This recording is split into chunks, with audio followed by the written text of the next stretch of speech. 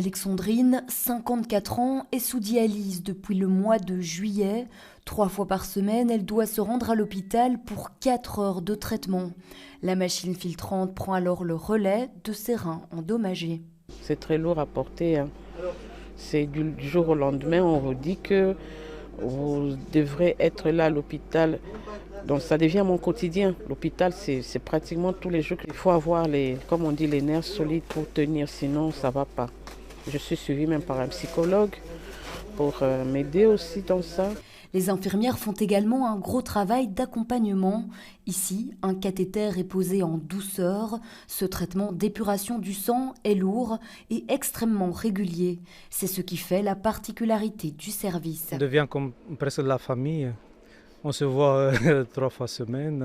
On a toujours ce respect entre patients et infirmières, mais ici on les voit plus que la famille en fait. Si dans ce service il y a une dizaine de patients pris en charge ce matin, 16% de la population belge est atteinte d'une maladie rénale, nous explique ce médecin. Les maladies rénales sont des maladies silencieuses. Qui peuvent être le plus fréquemment liées à la présence de l'hypertension ou du diabète, mais d'autres facteurs auxquels on ne pense pas, l'obésité, le tabagisme et évidemment du coup aussi le vapotage.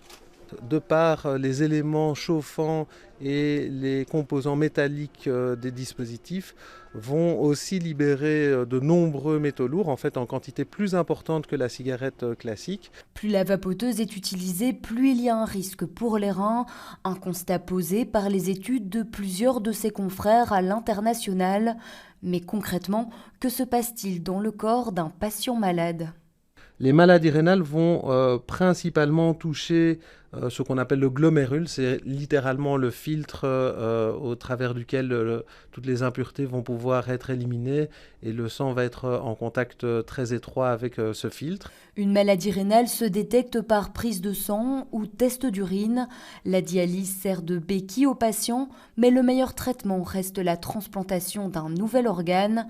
Comme des centaines d'autres patients, Alexandrine attend le sien.